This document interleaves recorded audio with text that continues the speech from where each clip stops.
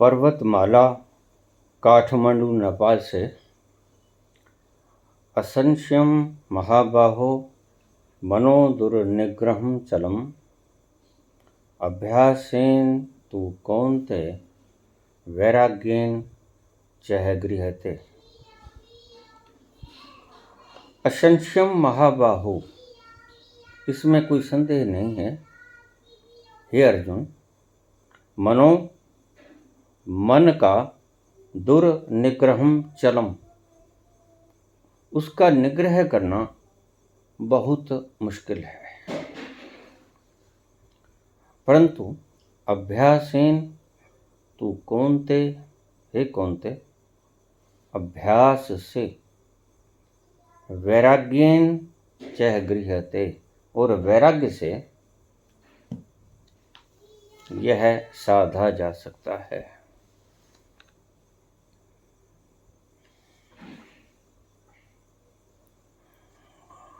कृष्ण का एक एक शब्द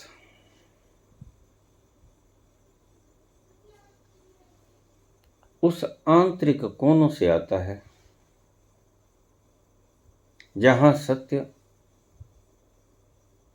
भरपूर मात्रा में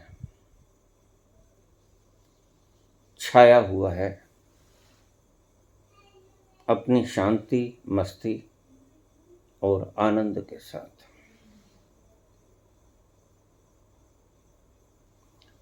असंशयम महाबाहो, हे अर्जुन, ये मन बड़ा दुर्निग्रह है, इसके ऊपर निगाह रखना बहुत मुश्किल है। योग के 8 अंगों में यम, नियम, आसन, प्राणायाम, प्रत्याहार, यह प्रत्याहार जो शब्द है, मन जहां जहां जाए वहां वहां से उसको मोड़कर पुनः पुनः अपने स्वरूप में स्थित करना प्रत्याहार कहलाता है। लेकिन ये होगा कैसे? तो कई लोग मुझसे प्रश्न पूछ लेते हैं, बाबा आप कहते हैं कि कुछ नहीं करना और कृष्ण कहते हैं कि अभ्यास करना। अभ्यासेन च कौन्ते वैराग्येन, और आप कहते हैं अभ्यास करना नहीं। शब्दों को पकड़ने से ऐसी दुर्गति हो ही जाएगी, निश्चित, इसमें कोई संदेह नहीं है। दुर्गति हो ही गई है। कृष्ण जैसे व्यक्ति के शब्दों को मात्र अर्थों के द्वारा समझ लेना नामुमकिन है।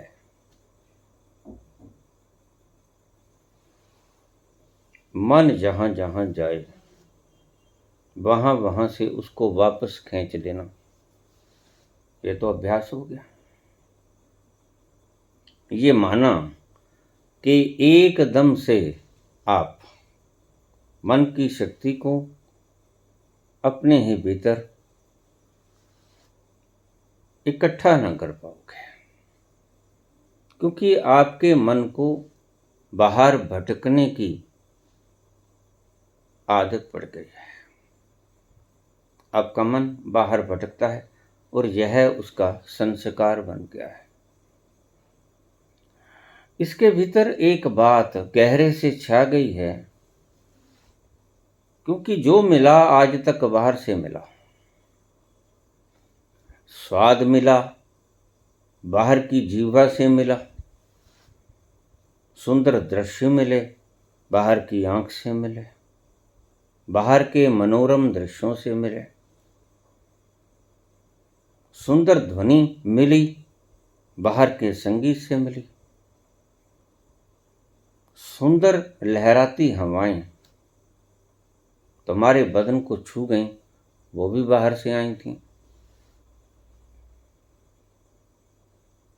इंद्रियों से तुमने स्वाद लिए, गुप्त इंद्रियों से तुमने संभोग के आनंद लिए। कौन सी चीज है जो आज तक मन को भीतर से मिली हो? अभी तक कुछ नहीं मिला। इसीलिए स्वाभाविक है कि मन के भीतर ये संस्कार पैदा हो गया कि जो मिलेगा बाहर से मिलेगा, बाहर से ही जाना आज तक। भीतर तो कभी ना जाना हुआ, ना कभी गोता लगा। इसलिए ये संस्कार बहुत गहरा लकीर खींच गया पत्थर के ऊपर। तो आपका ये पक्का मानना है कि जो मिलता है बाहर से मिलता है। दो तरीके से मन की शक्ति को खींचा जा सकता है। कौन से तरीके? इसे ऐसा समझने की चेष्टा करें, एक क्लासरूम में एक टीचर पढ़ा रहा है। जब टीचर नहीं आता तो बच्चे शोर मचाते हैं, हो हल्ला करते हैं, शरारतें करते हैं। ऐसे ही तुम्हारे अभाव में तुम्हारी इंद्रियां हो हल्ला करती हैं, इधर उधर भटकती हैं। और जैसे ही टीचर आ जाता है, सभी विद्यार्थी अपने अपने स्थान पर आराम से बैठ जाते हैं। एक तो ये फार्मूला है कि टीचर वहां उपस्थित हो जाए, तुम वहां उपस्थित हो जाओ साक्षी की तरह, अपनी सारी शक्ति को कंडेंस करके तुम अपने में ठहर जाओ। वासनाएं दौड़ाएंगी मन को, इच्छाएं दौड़ाएंगी मन को, स्मृतियां घेरेंगी मन को, पुरानी यादें रुलाएंगी मन को, भविष्य के सपने छेड़ेंगे मन की तरंगों को, भविष्य की कल्पनाएं योजनाएं मन में तस्वीर बनकर उभरेंगी। उभरने दो, लेकिन तुम अपने आप में निर्लिप्त भाव से, यह शब्द बड़ा प्यारा है, उनके साथ उनके पीछे मत हो लो, तुम अपने आपे में बैठा रहो। जैसे क्लासरूम में शिक्षक आकर कुर्सी पर बैठ जाता है, और जब शिक्षक आके कुर्सी पर बैठ जाता है उसे बच्चों को कुछ कहना नहीं पड़ता, बच्चे शोर मचाना बंद कर देते हैं। ये जो इंद्रियां उत्पात मचाती हैं, इसका एक कारण है, और एक ही कारण है कि तुम गैर हाजिर हो, मालिक गैर हाजिर है। नौकरों को, गुलामों को तुम्हारी गैर हाजिरी स्वच्छंद विचरण में सहायता करती है। तुम्हारा मन जिस इंद्रिय से भटकना चाहता है भटक लेता है।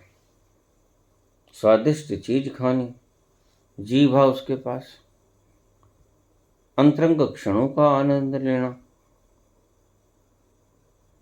साधन उसके पास है। सुंदर गीत गायन गाना सुनना है, जीवा उसके पास है, कंठ उसके पास, कर्ण इंद्रियां उसके पास। लेकिन ये तब होता है जब तुम गैर मौजूद होते हो, तो इंद्रियां अपने खेल खेलती हैं स्वच्छंद, जैसा चाहे वैसा खेलते हैं। लेकिन जैसे ही तुम आए, तुम्हारा होना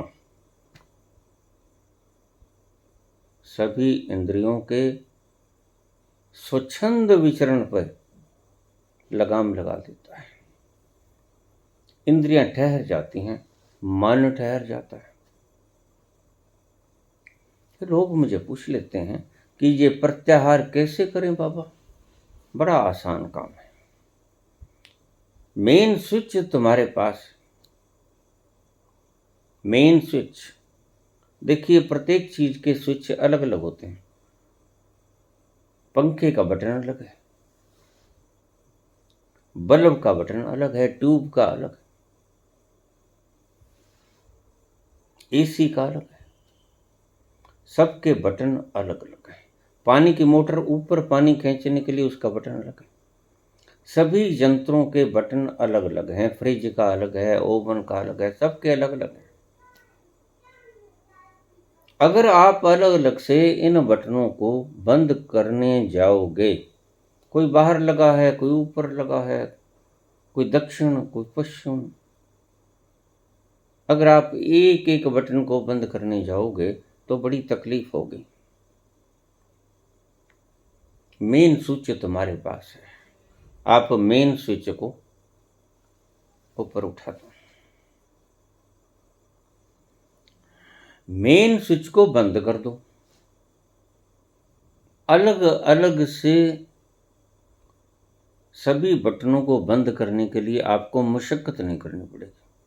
काम उठता है, आप अलग से कोशिश करते हो। स्वादिष्ट चीज खाने का मन करता है तो आप अलग तरह की कोशिश करते हो। ऐसे मन भटकना चाहता है, चलो हिल स्टेशन पे जाएं, घूमने का मन करता है, फिर आप वहां जाके बटन बंद करते हो। ये मुशक्कत है, ये प्रत्याहार नहीं। प्रत्याहार किसे कहते हैं? कृष्ण प्रत्याहार कहते हैं कि जब मेन स्विच तुम्हारे हाथ में, उस मेन स्विच से ही सप्लाई जा रही है सभी इंद्रियों को, सभी बटनों को वहां से सप्लाई हो रही है। अगर मेन सप्लाई लाइन काट दी जाए तो सभी इंद्रियों के पास विद्युत की सप्लाई बंद हो जाएगी। तो इसके बजाय कि आप अलग अलग बटनों को बाहर जाके दक्षिण पश्चिम जाके बंद करो, आप तो पागल हो जाओगे। मेन स्विच आपके हाथ में, उसको बंद कर दो। अब मैं समझाता हूं आपको। मेन स्विच आप हो, भंडार ऊर्जा के आप हो, आपसे ही खिंडती है सारी ऊर्जा, जाती है मन को, और मन अपनी वासनाओं की पूर्ति के लिए, इच्छाओं की पूर्ति के लिए, योजनाओं की पूर्ति के लिए, कल्पनाओं के लिए जैसा चाहे उनका उपयोग करता है सभी इंद्रियों के द्वारा। तो आपसे सप्लाई हुई मन तक पहुंची, मन ने आगे बिखेर दी इंद्रियों में। तो आप ऊर्जा के भंडार हो। मैंने पहले भी कहा था कि ध्यान आपकी सारी ऊर्जा को एक बिंदु पर केंद्रित करने की प्रक्रिया है।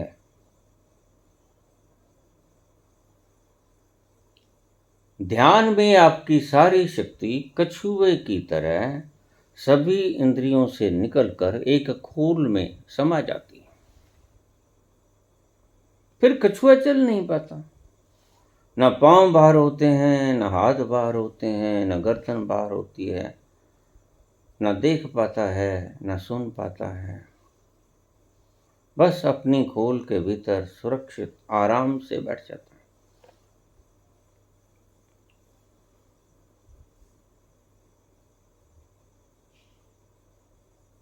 और आपने देखा कि जितनी कम शक्ति कछुआ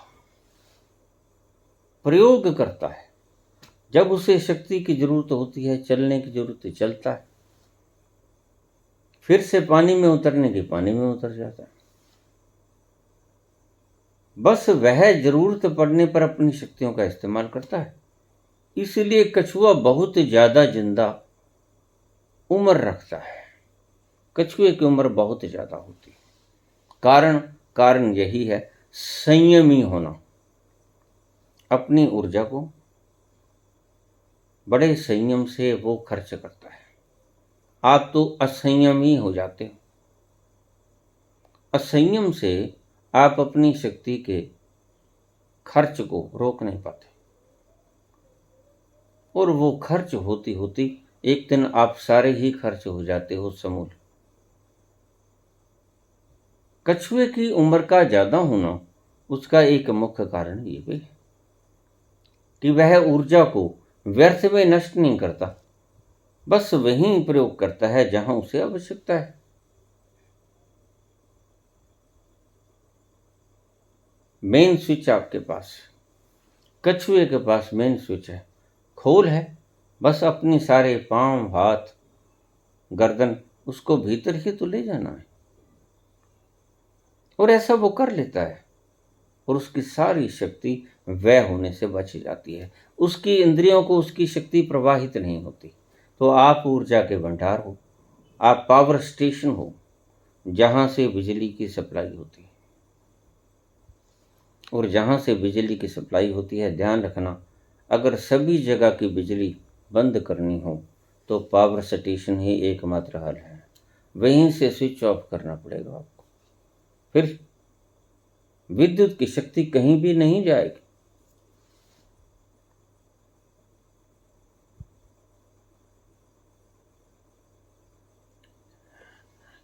इसे जगह जगह पे सभी इंद्रियों को वापस मोड़ने की कवायद में जुट मत जाना, आप पागल हो जाओगे। कभी क्रोध आएगा, कभी लोभ आएगा, मोह आएगा, अहंकार आएगा, काम आएगा, ये अलग अलग तरह की वासनाएं, और आप किस किस के स्विच ऑफ करते फिरोगे? नहीं, मेन स्विच आप हो। आप अपनी ही शक्ति को अपने भीतर ही ले आओ, कछुए की तरह। और जैसे ही आप सारी शक्ति को अपने ही भीतर समाहित कर लिए, तो फिर कोई कारण नहीं। मैंने पहले भी कहा था कि जब तक आप पैडल मारोगे साइकिल का, साइकिल चलती रहेगी। जिस घड़ी आपने पैडल मारने बंद कर दिए,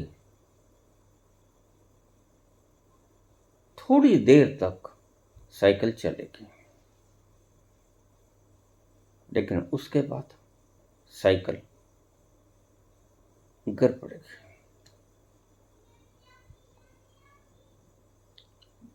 यही है ढंग। जिन इंद्रियों को, जो इंद्रियां संस्कारग्रस्त हो गई हैं, उसे तरह तरह के स्वाद चाहिए। रोमिंग करना चाहता है मन के, घूम आए, फिल्म देखें, ताश खेल लें, गप हाँक लें, आओ बैठो गप्पे मारेंगे, जैसे कोई और काम धाम बचा ही नहीं।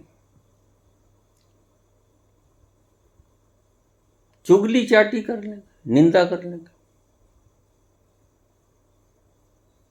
ये तुम्हारे मन के स्वभाव है और संस्कारित हैं।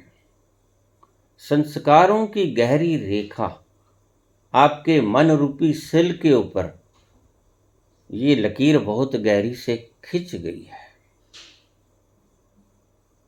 और इससे मुक्त कैसे होना है? जो सिल के ऊपर निशान करता है रस्सा, उसको सिल के ऊपर घिसना बंद करता हूं, बस। और गहरी रेखा ना होगी, और जितनी रेखा बन गई उसको भरो। कैसे भरी जाएगी? अभ्यासेन कौनते, अभ्यासेन तू कौनते वैराग्येन। अब देखिए, बड़े मजे की बात है, मैं बात को थोड़ा सा टर्न करूंगा।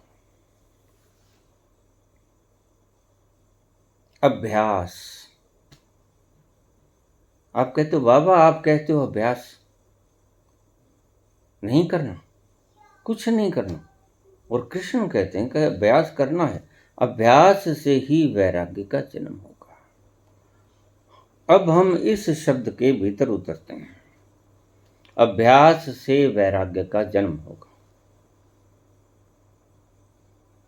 अष्टावक्र कहते हैं भोग से ही वैराग्य, भोग से ही दुख पैदा होगा, और दुख वैराग्य को जन्म देगा। अब इन शब्दों को मिलाने की चेष्टा करेंगे, क्योंकि वैराग्य शब्द तीसरे स्थान पे आया अष्टावक्र के। भोग से दुख पैदा होगा, दुख में जलोगे तो वैराग्य हो जाएगा, जीवन दुख है। अभ्यास करोगे, अभ्यास से सुख नहीं मिलेगा, दुख मिलेगा। अभ्यास से जप जप का अभ्यास करो। बहुत से लोग कहते हैं मेरा मन करता है। मैंने कहा तुम्हारा मन तो बहुत कुछ करता है। नहीं, मेरा मन तो भगवान का नाम लेने को करता है। मैंने कहा ये भी एक विकार है। हाँ, जैसे तुम्हारा मन घूमने को करता है, हिल स्टेशन मन ही करता है ना। तुम्हारा मन तो बहुत कुछ करता है। जरा सुबह से शाम तक देखना तुम्हारा मन क्या कुछ चाहता है करना। तो ऐसे ही तुम्हारा मन जाप भी करना चाहता है। यह भी संस्कार की रेखा पड़ गई।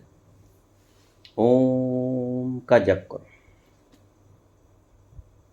अब के सुरलू के भट्टे ने कहा कि ओम का जप करो।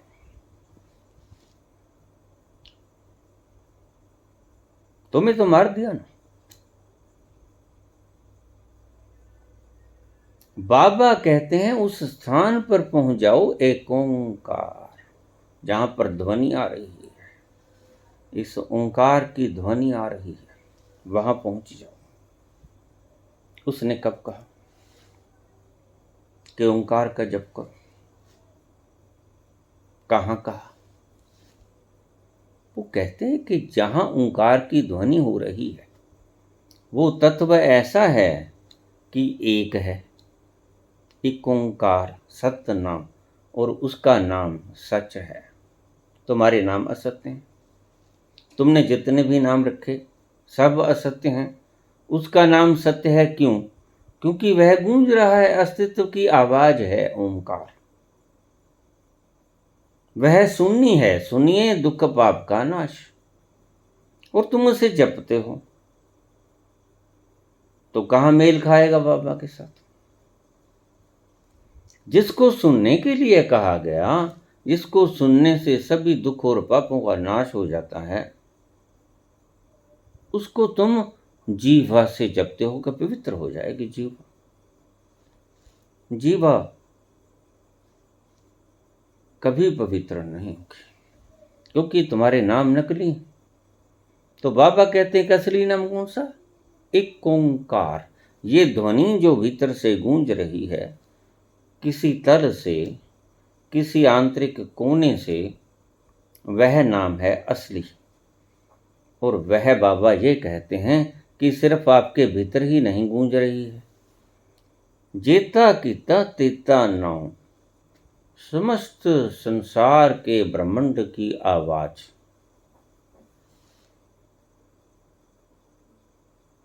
साउंड ऑफ एग्जिस्टेंस, अस्तित्व की आवाज। साइंस भी आज कहती है कि ब्रह्मांड की एक आवाज है। आज उनके यंत्रों ने ये ओंकार की आवाज को कैच कर लिया। ओम की आवाज। और जैसे ही आप शरीर को छोड़कर शरीर से बाहर जाओगे, दूसरे लोगों तक जाओगे, तो आप एक आवाज को तो लगातार गूंजते ही पाओगे। सूक्ष्म कर्म इंद्रियों के द्वारा एक ओंकार की मधुर मधुर ध्वनि सभी लोगों में कहीं भी चले जाए, आपको ये गूंजती हुई सुनेगी स्पष्ट। यह sound of silence is the sound of existence, unstructured sound. और ये दो चीजों के टकराने से नहीं होती, ये अनाहत नाद है। जैसे ताली बजती है दो हाथों को टकराने से, लेकिन यहां कुछ टकराने से आवाज नहीं आती। ये अस्तित्व के होने की आवाज है। साउंड ऑफ बीइंग, इसको कोई करता नहीं है। यह होने की आवाज है। Sound of being of existence, अस्तित्व के होने की आवाज है ओम। और आप क्या करते हो? सुबह उठो, मैंने देखे मुंह पाड़ने लग जाते हैं। ओ क्या होता है? कुछ नहीं होता।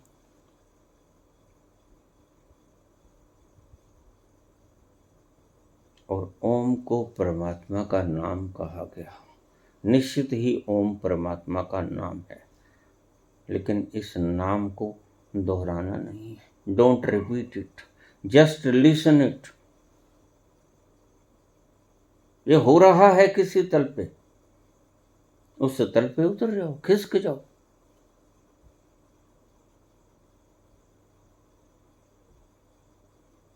वैराग्य पैदा होता है अभ्यास से। अब अभ्यास का अर्थ अगर तुम गलत ले लो, इसमें कृष्ण का कोई दोष नहीं। अष्टावक्र कहते हैं कि भोगने से दुख पैदा होता है, तो जप को भोगो। जप को भोगो, आपको क्या मिलेगा? चेतनता नहीं मिलेगी, अवेयरनेस नहीं मिलेगी, आपको मिलेगी थकावट। क्योंकि जप को करने, वो मानसिक हो चाहे वो जुबान से किया गया वाचक हो, शक्ति लगेगी। जप तप पाठ पूजा अरदास फरियाद, ये भोग हैं। भोग तुम किन्हें कहते हैं? आओ भोग के ऊपर थोड़ी सी भोग की डेफिनेशन कर लें, तो यहां से साफ हो जाएगा।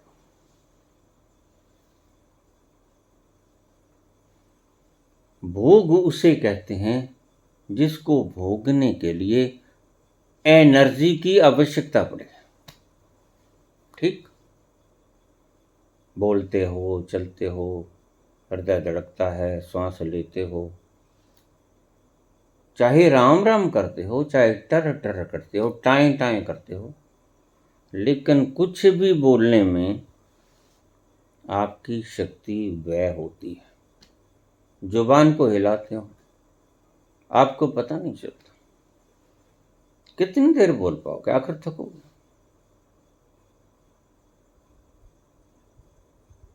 ऊर्जा जिसमें व्यय हो, दैट इज कॉल्ड भोग।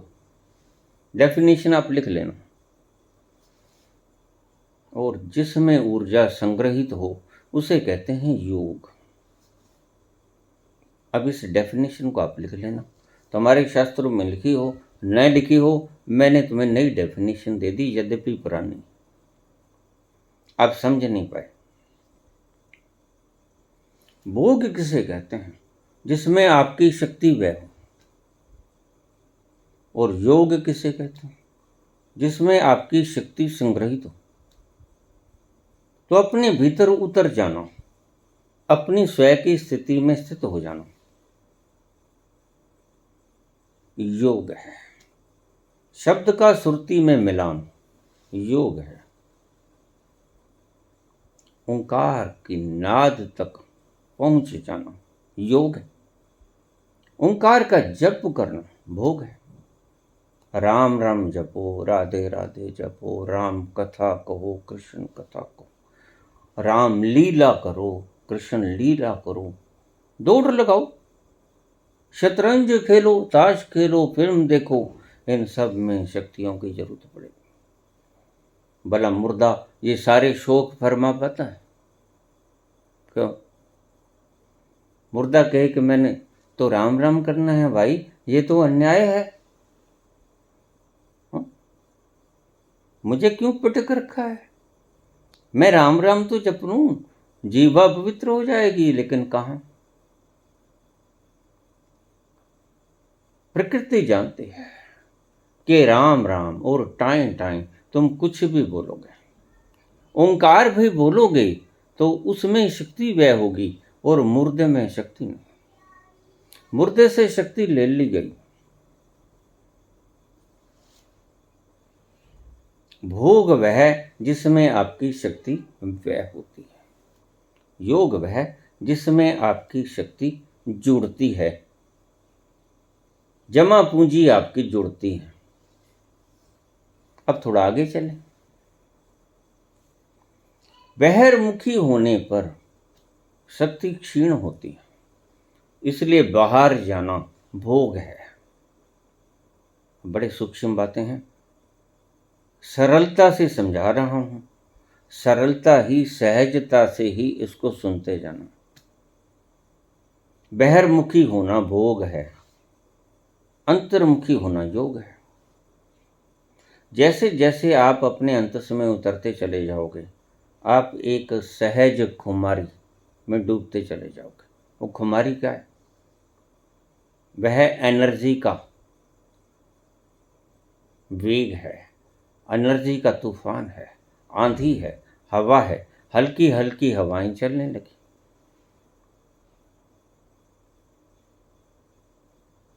और गहरे,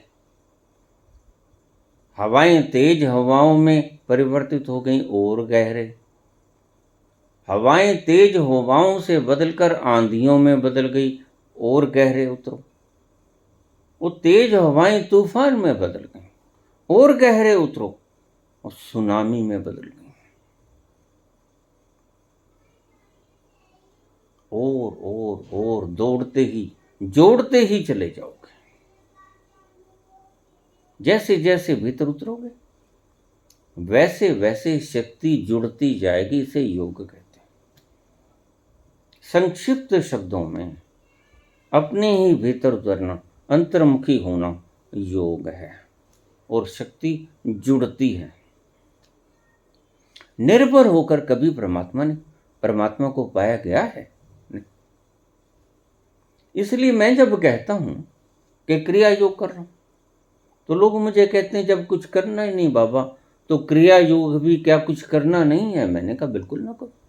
कौन कहता है? फिर तो भोजन करना भी एक क्रिया है, फिर तो स्नान भी मत करो, ये भी क्रिया है। फिर तो दैनिक के जो कर्तव्य कर्म हैं आपके दिनचर्या के, मल मूत्र का त्याग, वो भी मत करो। फिर सभी क्रियाएं छोड़ दो। अगर श्वास लेना क्रिया है, थोड़े से ऊंचे श्वास लेना बता रहा हूं, और मैंने आपको क्या कोई मयूरासन करने के लिए कहा है? मैंने आपको कोई चक्रासन करने के लिए कहा है? मैंने आपको कोई सर के बल खड़े हो शीर्षासन करने के लिए कहा है? मैंने कोई ऐसा मुशक्कत वाला काम कहा ही नहीं। श्वास तुम ले रहे हो, श्वास लेना पड़ रहा है, माफ करना। श्वास थोड़ा सा ऊंचे ले लोगे तो उससे क्या फर्क पड़ गया?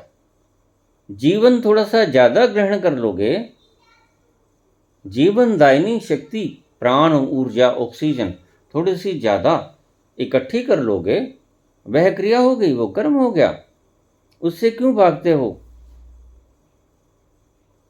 तुम्हें पता नहीं, तुम ऑक्सीजन से भूखे ही रह जाते हो। परमात्मा ने कितने फेफड़ों के एल्बुलाइज तुम्हें दिए, और तुम कितने भर पाते हो? तो क्यों नहीं पूरा भरते?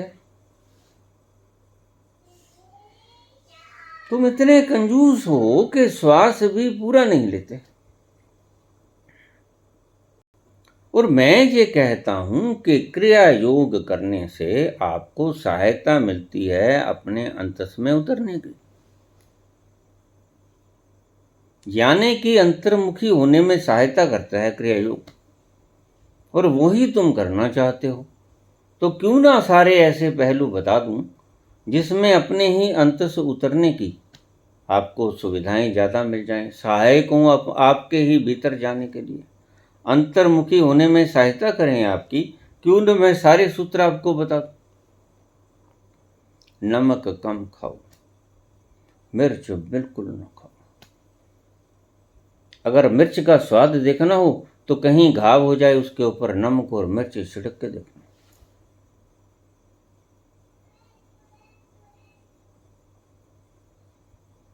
थोड़ी सी मिर्च लगा के देखना, गाओ, थोड़ी सी नमक लगा के देखना। यही चीज आप भीतर भी पटक लेते हो, तो भीतर जाके क्या हाल करेंगे पता है आपको? यही मिर्च बाहर जख्म हो जाता है, यानी भीतर का बाहर दिखना शुरू हो जाता है, तो थोड़ा सा नमक और मिर्च लगा के देखो, चिल्लाओगे। और थोड़ा सा गृत लगा के देखो, चैन पड़ेगा।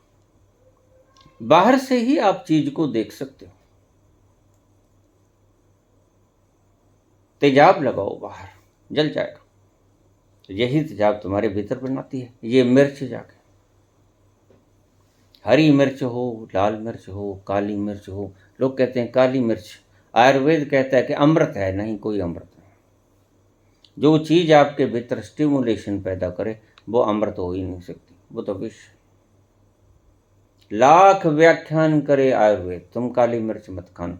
अध्यात्म की बात मैं कर रहा हूं, मैं शरीर की बात नहीं कर रहा हूं। मैं उन सभी उपयोगी तत्वों को आपको बता देना चाहता हूं जो आपको अंतर्मुखी होने में सहायता करेंगे। श्वास ऊंचे से लो, जितना ले सकते हो, मैं ये नहीं कहता।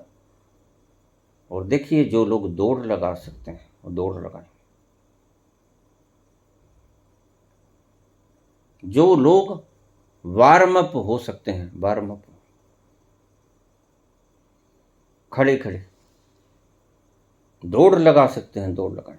तेज दौड़ लगा सकते हैं, तेज दौड़ लगाएं। मैं तेज दौड़ लगाया करता था, सुबह 2:30 बजे उठ, 7, 8, 10 किलोमीटर की तेज दौड़। और फिर खूब ऊंचे ऊंचे श्वास लेता। बस फिर सारे दिन रात श्वास आती जाती, कोई बात नहीं। सुबह सुबह फेफड़े भर लिए, डीऑक्सीजनेटेड, सारा खून, सारा सिस्टम हो गया, सब टिश्यूज ने पी लिया, ऑक्सीजन स्टोर कर लिया। अब सारे दिन वो खर्चता रहेगा। शाम को आकर फिर ऑक्सीजन ले लूंगा, सुबह उठकर फिर ले लूंगा। खाना भी तो खाते हो, सुबह भूख लगती है, शाम को फिर खाते हो, सुबह उठ के फिर खाते हो। तो ऑक्सीजन तो सबसे बड़ा खाना है आपके लिए। क्यों नहीं ऑक्सीजन लेते आप? आप उठ नहीं सकते, चल नहीं सकते, बैठ नहीं सकते, तो श्वास लेने में तो कोई दिक्कत नहीं है। आप पड़े पड़े लेटे लेटे भी ऊंचे श्वास ले सकते हो, कौन रोकता है आप? प्राण वायु है ऑक्सीजन। लेकिन आप बचना चाहते हो तो नए नए प्रश्न पैदा करते हो। आप बाबा कहते हो कुछ ना करो, फिर कहते हो क्रिया योग करो। ठीक, मत करो, आप मत करो। मैंने कब कहा करो? अगर आप भीतर उतरना चाहते हो तो जो जो चीजें सहायक हैं उनके बारे में मैं बोलूंगा। आप करो या ना करो, उसकी बात अलग है। तेज पत्ती की चाय मत लो। अगर सुरूर इतना ही गहरा है, थोड़ी सी पत्ती डालो। दूध अपने आप में संपूर्ण आहार है, इसको ज्यादा तेज पत्ती पाकर विकृत मत करो।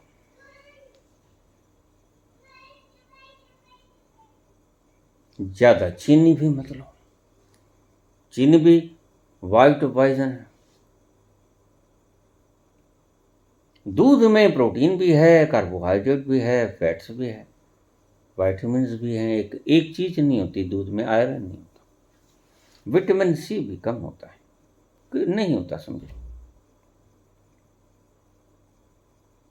तो आयरन की आप क्षति पूर्ति बाहर से कर सकते हो। कोई सेब का जूस ले लो, कोई अनार का जूस ले लो। एक अनार 100 बीमार, कहावत है हमारी। अनार में बड़े शानदार एंजाइम से परिपूर्ण कुछ तत्व होते हैं, एलिमेंट्स होते हैं, मिनरल्स होते हैं, विटामिन्स होते हैं, वो ले लो। अब प्रसंग पे आ जाए। जिस चीज में ऊर्जा व्यय होती है, जिस चीज में आप बाहर जाते हो, वो भोग। और जब आप अपने अंतस में उतरते हो, अंतर्मुखी होते हो, वो योग। जो चीज आपको अंतर्मुखी होने में सहायता करती है वो योग। इसलिए क्रिया को मैं क्रिया योग को क्रिया योग शब्द दिया, क्योंकि जैसे ही आप क्रिया योग करके आओगे पूरे प्राणों से, आपको ये इन पखंडी रोगों के द्वारा योग निद्रा का जो इजाद किया गया आपके मन को हिप्नोटाइज करके पाँवों को शिथिल छोड़ दो, दिमाग को शिथिल छोड़ दो, एक एक अंग को शिथिल छोड़ दो। ये दूसरे की आज्ञा मानकर आपको शिथिल होने की आवश्यकता नहीं पड़ेगी। आपको एक मस्ती और खुमारी घेरेगी और आप शिथिल हो ही जाओगे। आप पाओगे कि निद्रा आ गई। इसे ही योग निद्रा कहता हूं मैं। यह वास्तविक योग निद्रा है, जो किसी के प्रभाव क्षेत्र से, हिप्नोटिज्म से उत्पन्न नहीं होती, जो स्वतः आपके स्वभाव से योग निद्रा भीतर से उभरती है। आप देखिए, क्रिया योग कीजिए, खूब थक जाइए, उसके बाद नींद आ जाएगी। वो होती है योग निद्रा, जो स्वाभाविक रूप से सहजता से भीतर से आए। बाहर से कोई आदमी आपको हिप्नोटाइज ना करे, वो तो नकल हो गए। उस योग निद्रा में तो जाने का प्रयास भी मत करना। योग निद्रा में ही जाना है तो क्रिया योग कर लेना, आप कहीं भी हो। इसलिए मैं कहता हूं, इस क्रिया योग का प्रसार करो, मानवता की भलाई के लिए। इससे किसी का कोई नुकसान नहीं। छोटे छोटे बच्चों को आप ये सिखाओ, आपके बच्चे कांति युक्त होंगे। मैं हमेशा से कहता हूं कि अगर चेहरे पे ग्लो चाहिए तो इन लोशंस का, इन क्रीम्स का इस्तेमाल न करो। इनमें कोई ना कोई तत्व हानिकारक भी होते हैं।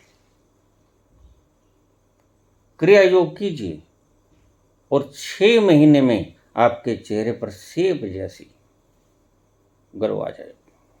आप करके तो देखिए, लाली आएगी, सहज लाली आएगी। लिपस्टिक की लाली, फेस पाउडर की लाली नहीं आएगी, सहज लाली भीतर से आएगी। क्रिया योग कीजिए, बिल्कुल मुफ्त मिला है आपको प्रकृति की तरफ से। यह एक उपहार है, गिफ्ट है, क्यों नहीं करते इसे? प्रत्येक बच्चे को करना चाहिए, स्टूडेंट को करना चाहिए, जिसने कंपटीशन लड़ना है। आप यूपीएससी का एग्ज़ाम देते हो, कॉम्पिटिटिव एग्ज़ाम लड़ते हो, कोई भी लड़ते हो, आप जरा इसको कीजिए, सामर्थ्य के अनुसार कीजिए, जिससे इतना ना थक जाओ कि परीक्षा भवन के अंदर ही उबासियां लेने लगो, क्योंकि योग निद्रा आएगी उसके बाद। अगर इसे करना है तो फिर सुबह सुबह कर लो, उसके बाद योग निद्रा ले लो, फिर देखो आपका दिमाग कंप्यूटर की तरह काम करता है कि नहीं करता।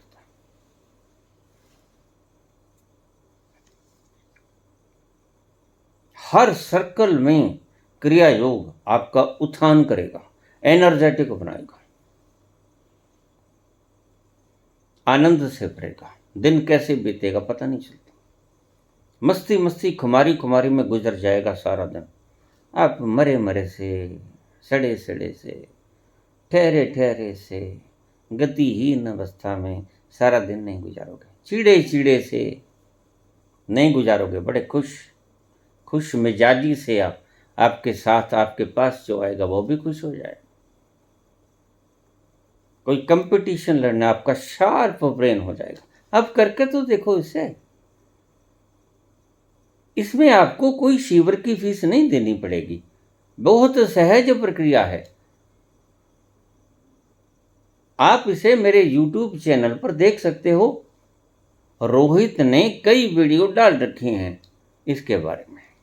वैसे तो आज क्रिया योग बहुत दुनिया कर रही है, उनसे सीख भी सकते हो। लंबा सांस लेना है और लंबा सांस छोड़ देना है, बस। इसमें कोई वेद मंत्र थोड़े ही पढ़ने हैं, ऋचाएं थोड़े ही पढ़नी है, कोई श्रुतियां स्मृतियां याद नहीं करनी है। श्वास लेना है। श्वास सबसे बड़ा आहार है हमारे शरीर का, प्राणवायु, जीवनदायिनी है प्राणवायु। हम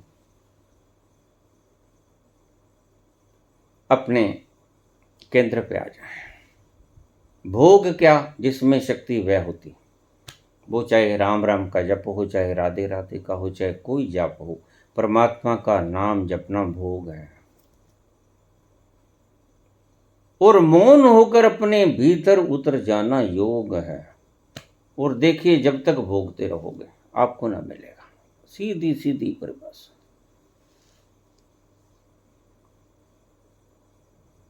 जब तक आप ऊर्जा को व्यय करते रहोगे आपको नहीं मिलेगा। जब आप ऊर्जा को इकट्ठा करना शुरू कर दिए अंतर्मुखी होकर, तो आप अपने अस्तित्व के पास पहुंच जाओगे। सो बहिर्मुखी होना भोग, अंतर्मुखी होना योग। इच्छा आपकी, जो करना चाहो कीजिए। अंतर्मुखी होने में सहायता करता है क्रिया योग। साधारण हल्का भोजन खाना सहायता करता है अपने अंतस में जाने की, अंतर्मुखी होने की।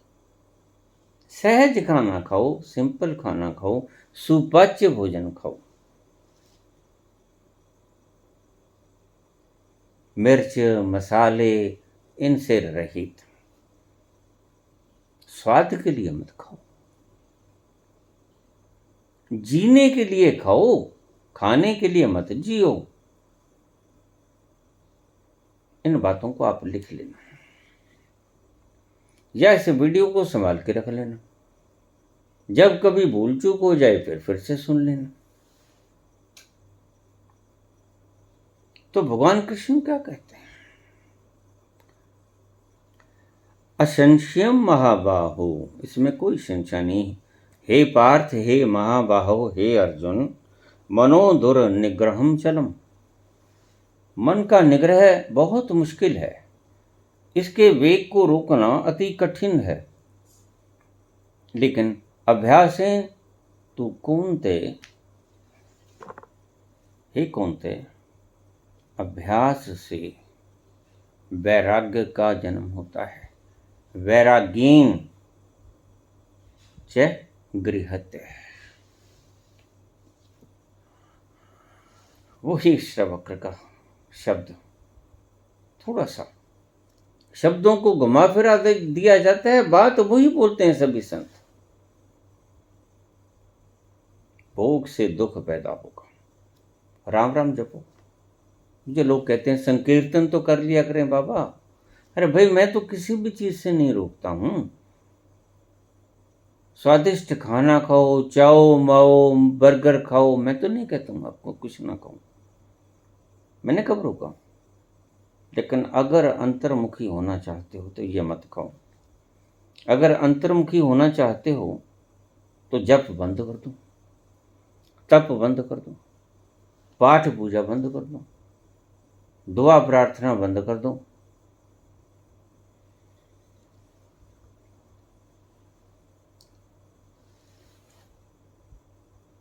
भगवान से हम प्रार्थना करते हैं, क्यों नहीं पहुंचते? देखिए, ऐसा जैसे सूरज तो है, लेकिन आप की विकारों ने सूरज के ऊपर बादलों की तरह ढक लिया है सूरज को। इसलिए सूरज की रोशनी आप तक पहुंचती नहीं, और सूर्य की रोशनी आपको कोई फायदा नहीं पहुंचाती।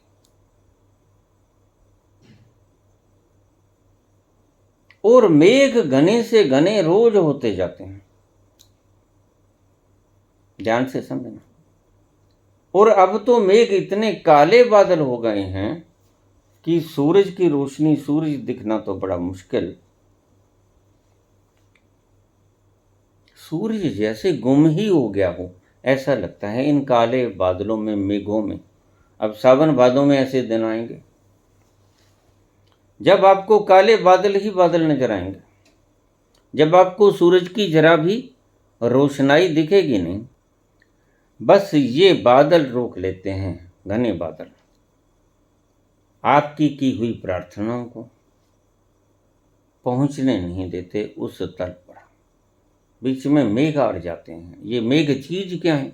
आपके विकार, आपकी वासनाएं, आपका हर वक्त सोचने वाला मन जो भटक रहा है।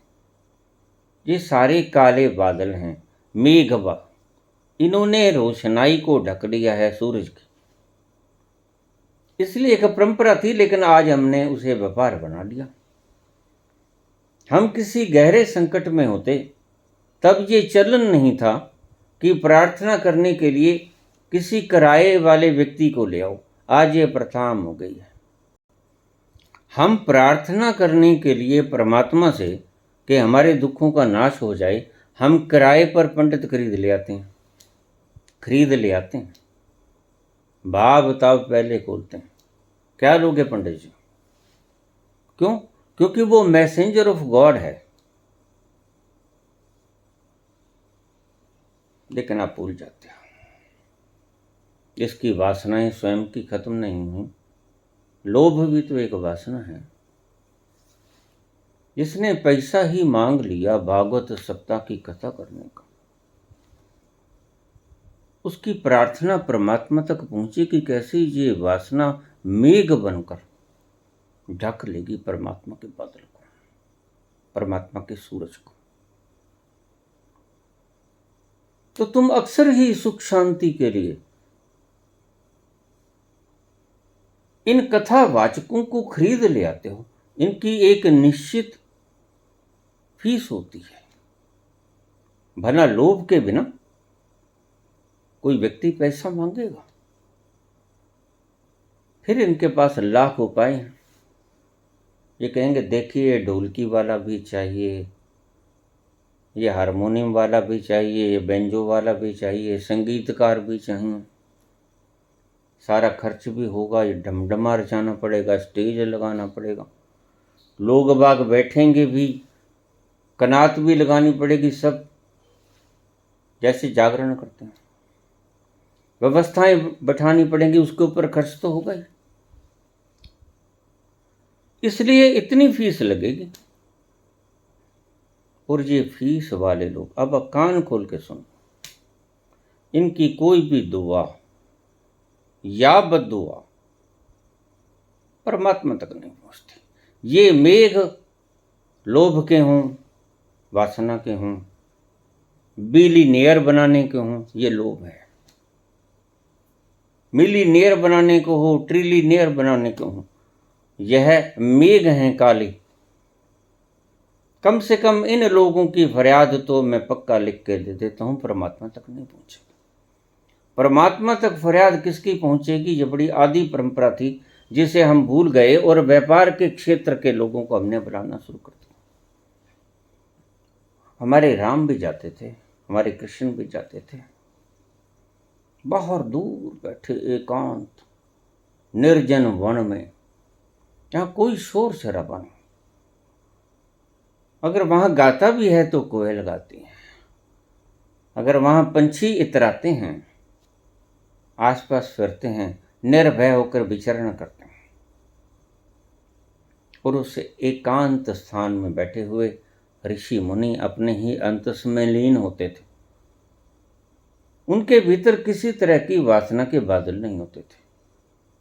वो सीधे सीधे प्रभु के पास बैठे रहते थे। आचार्य उपासनम शौचम स्थैर्यम आत्म विनिग्रह, ये लक्षण है परमात्मा के पास बैठे हुए ज्ञानी पुरुष के, भगवान कृष्ण ने बताए। और राजा क्या करता? कोई मुसीबत पड़ गई, कोई समस्या आ गई, सबसे पहले तो उसके जो मंत्री परिषद होती थी उनके भीतर विचार विमर्श होता था। वह रखे इसलिए होते थे, सभी अपनी अपनी राय दे देते। अगर समस्या सॉल्व हो जाती तो ठीक, अगर अड़ जाती समस्या तो फिर राजा क्या करते, राम क्या करते, कृष्ण क्या करते? अपने गुरु के पास जाते। आपने देखा होगा, फिल्मों में भी दिखाते हैं और हम शास्त्रों में भी पढ़ते हैं कि राजा अपने गुरु के पास गया क्योंकि उसकी मंत्री परिषद से यह समस्या हल नहीं हुई। तो वह अपना पहले संदेश वाहक पहुंचाता कि गुरुजन आपसे राजा आशीर्वाद लेना चाहते हैं, आपसे वक्त मांगा है।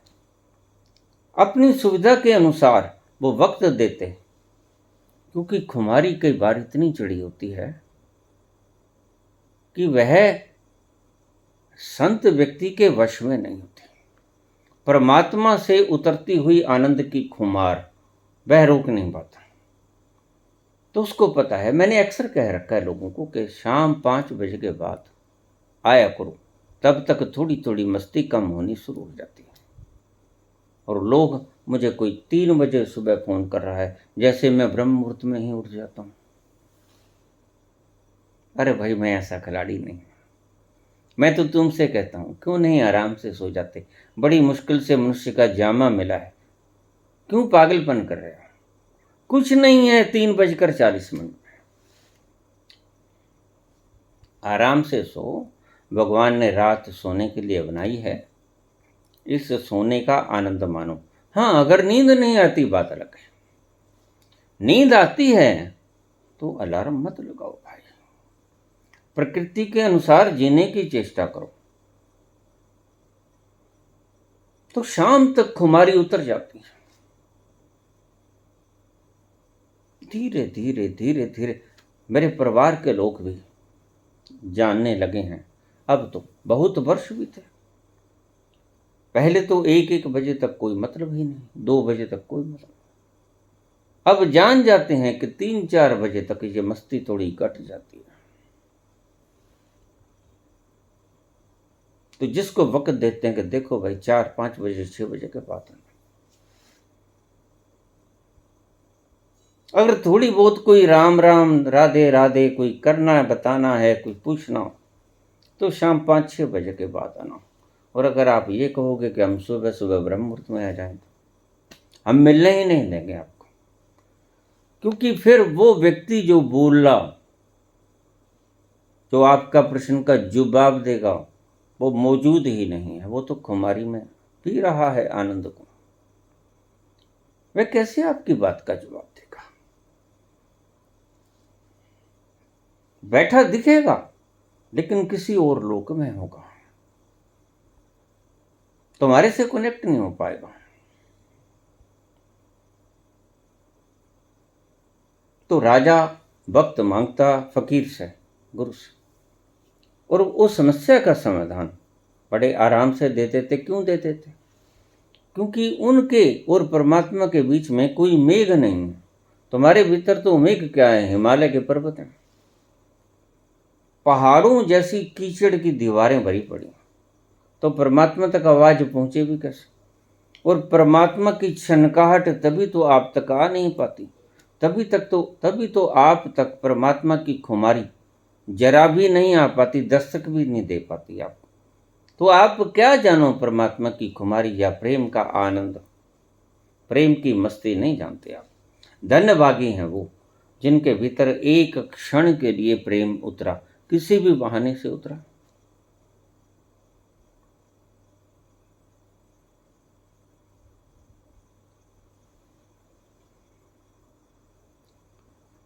तो हमने संतों के भुलेखे में व्यापारी बनाने शुरू करती है, और व्यापारी फीस निर्धारित करता है, और आप फीस देने को तैयार हो जाते हो, क्योंकि आप भीतर गए नहीं।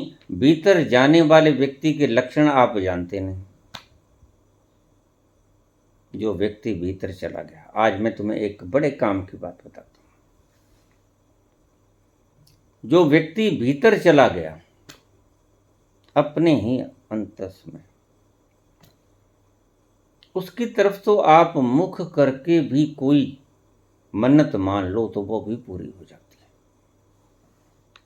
उसके पास जाना जरूरी नहीं,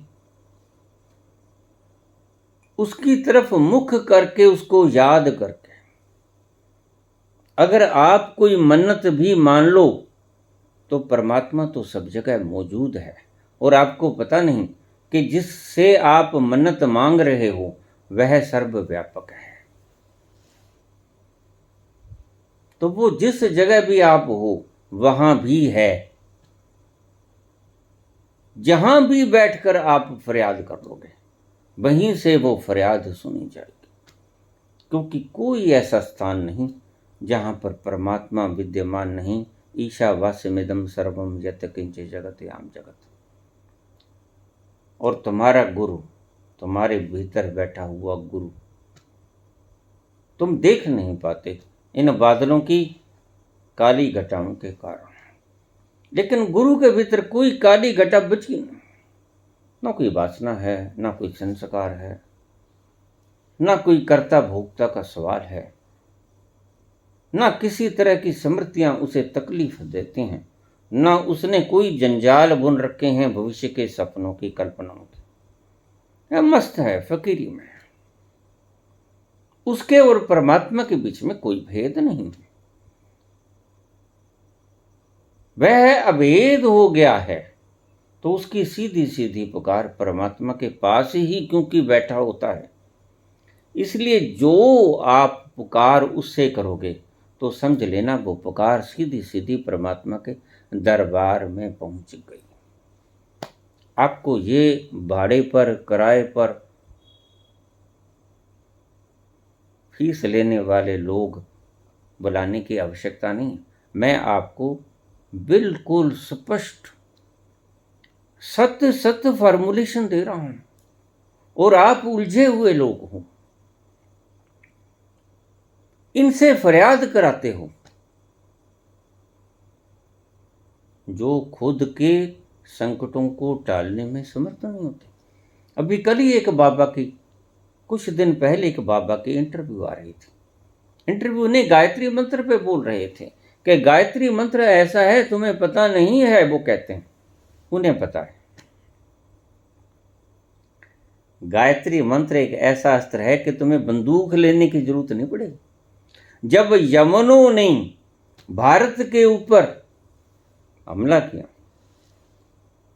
तो ब्राह्मणों ने इस गायत्री मंत्र के सहारे यज्ञोपवीत को जल के भीतर डुबो के ऐसा फेंका कि वो सब 3 दिन के अंदर अंदर मर गए। तो मैंने कहा भाई अब वाई प्लस सिक्योरिटी इन जनाब ने क्यों ले ली? गायत्री मंत्र का प्रभाव इनके लिए निष्प्रभावी हो गया है क्या?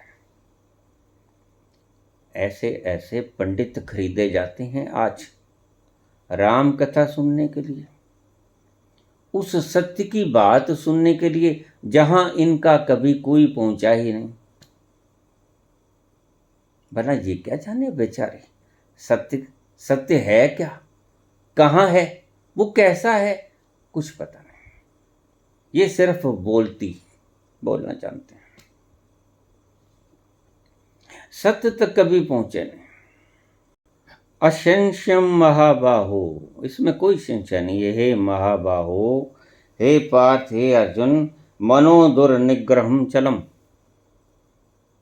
मन का निग्रह करना बहुत मुश्किल है, इसमें कोई संशय नहीं है अर्जुन। लेकिन अभ्यासेन तू कौनते, अभ्यास से वैराग्येन, अभ्यास से वैराग्य आता है। अब ये क्या कहते हैं? अभ्यास और वैराग्य से आपको आपका गंतव्य मिल जाएगा। नहीं, 2 शब्द हैं ये। अभ्यास से वैराग्य का जन्म होगा। अभ्यासेन तु कौन्ते वैराग्येन च गृह्यते। भोग से दुख पैदा होगा, दुख से वैराग्य पैदा होगा। भोगो, भगवान का नाम लो, लेकिन भगवान का नाम शक्ति वह करेगा, भगवान के नाम का श्रवण शक्ति वह करेगा। लोग कहते हैं नाम का श्रवण कर लो, बस एक ही चीज को श्रवण करने में तुम्हारी शक्ति वह नहीं होती। वो कौन सी चीज है? अपने अंतस में चले जाओ, वहां गूंजती हुई sound of unstructured sound, sound of existence, वो तो सुनाई पड़ेगी आपको, सुननी नहीं पड़ेगी। मुझे लोग कह देते हैं आनंदनाथ बाबा कैसे सुने, मैंने कैसे सुनने का प्रयास मत करो, इसकी मधुर झंकार को चलने दो, उसकी मस्ती में झूमो। इसको सुनने की आवश्यकता क्या है? परमात्मा ने चलाई, तुम्हारे कहने से चली भी नहीं और तुम्हारे कहने से बंद भी नहीं होगी। तुम करके दिखा दो, ये बंद होने वाली नहीं है, तुम कितना ही प्रयास करो।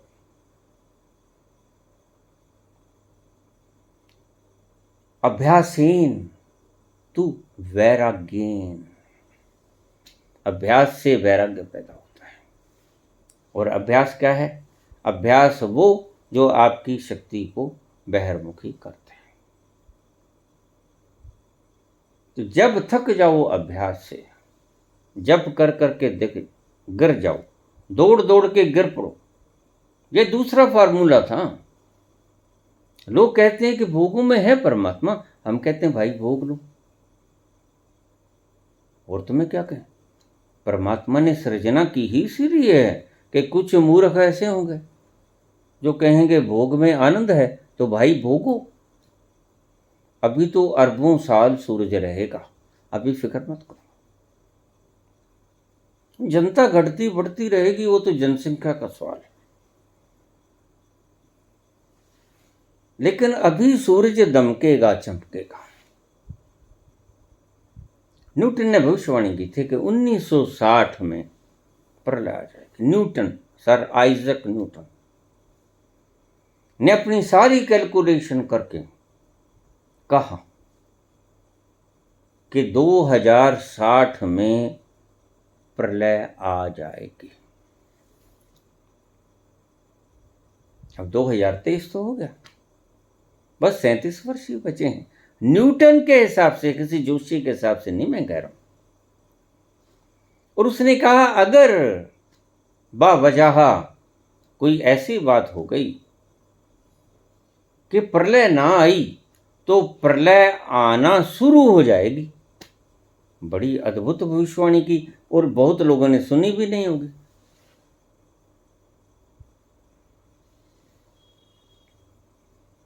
मैंने क्या कहा है, 2138 में, 2022 में मैंने मेरी कोई कैलकुलेशन नहीं थी, मेरा दर्शन था। दर्शन में देखा कि 20 अप्रैल 2138 से दुनिया का विनाश शुरू हो जाएगा। कोसों पर एक दीपक जलेगा, इसका मतलब आप जानते ही हो। तो न्यूटन ने भविष्यवाणी की कि 2060 से प्रलय शुरू हो जाएगी। थोड़ा सा फर्क है। अब मैंने जो देखा वो था 2138 से, 20 अप्रैल 2138 से प्रलय होना शुरू हो जाएगा। मैंने ऐसा बोला भी है 2023 और 24 की भविष्यवाणियों में।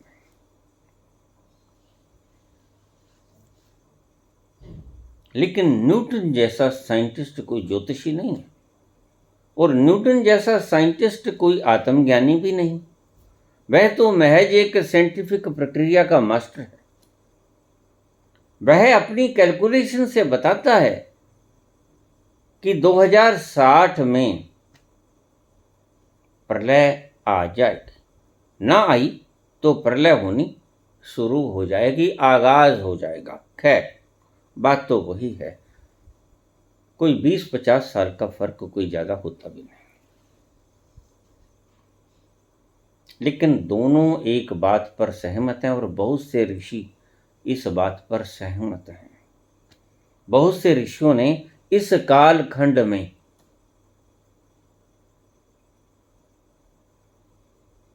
विनाश होने की भविष्यवाणियां की हैं।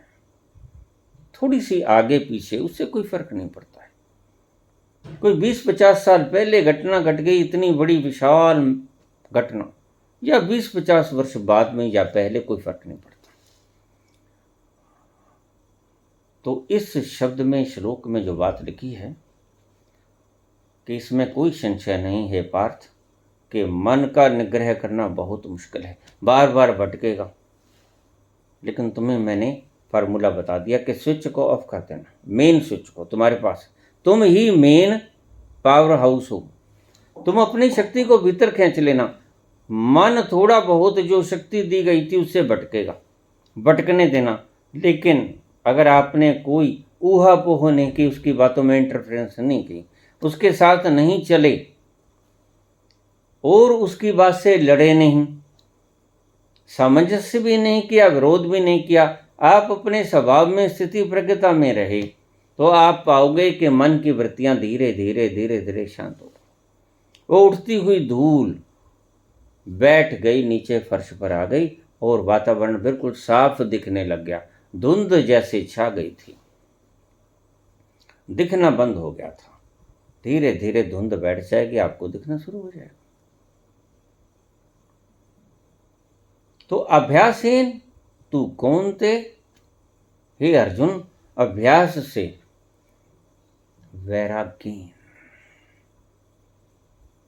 वैराग्य की उत्पत्ति होती, और बस वैराग्य बड़ी कीमती चीज है। जिस वक्त आपको वैराग्य हो गया, वैराग्य से आपकी शक्ति क्षीण नहीं होती, इस बात का ध्यान रखना। वैराग्य से आप अपने अंतस में उतरने शुरू हो जाते हो।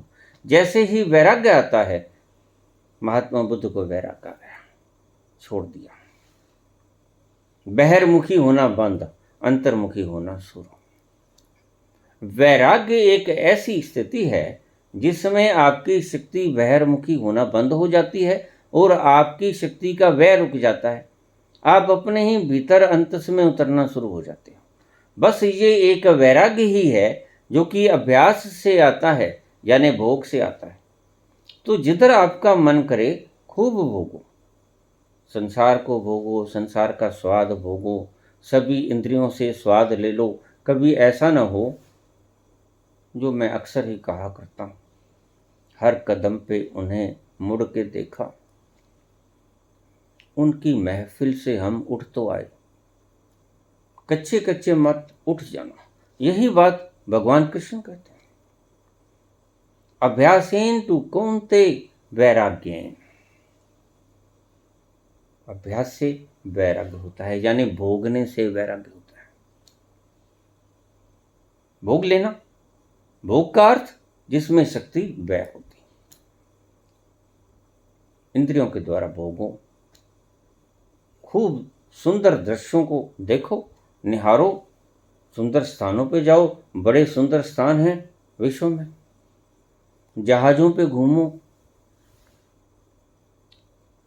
सुंदर स्थलों का दर्शन करो, भोगो, आंखों से भोगो, कानों से भोगो, सुंदर गीत सुनो, भजन सुनो, सब कुछ सुनो। लेकिन याद रखना, इन सब में अगर शक्ति व्यय होती है तो वो भोग है, और शक्ति संग्रहित होती है अंतर्मुखी होने पे सिर्फ एक। बाकी सभी चीजें शक्ति को क्षीण करती हैं, जिसे आप भोग कहते हो। योग तो एक ही है, अपने अंतस में प्रवेश कर जाना। उसमें शक्ति व्यय नहीं होती, उसमें शक्ति जुड़ती है। उसे मैं योग कहता हूं, उसे संत योग कहते हैं। तो जब आप भोग से उपराम हो जाओगे तो वैराग्य उत्पन्न हो जाएगा, और वैराग्य की स्थिति ऐसी स्थिति है कि उसमें आपको कुछ नहीं करना पड़ेगा। वैराग्य ही आपके लिए कश्ती का काम करेगा, आपको किनारे लगा देगा। ये है फार्मूला। बहुत गहरा सवाल है, पूछा था। असंख्यम महाबाहो मनो दुर्निग्रहम बलम चलम अभ्यासेन तु कौन्ते वैराग्येन च गृह्यते। अभ्यास से वैराग्य होगा, वैराग्य तुम्हें ले जाएगा।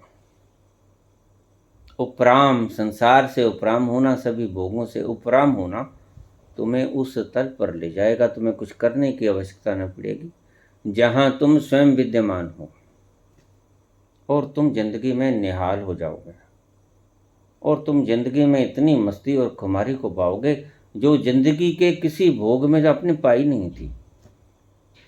वर्ण तुलनात्मक अध्ययन भी कभी मत करना। आपका सभी सांसारिक भोगों का आनंद उस आनंद के सामने शर्मिंदा होता है।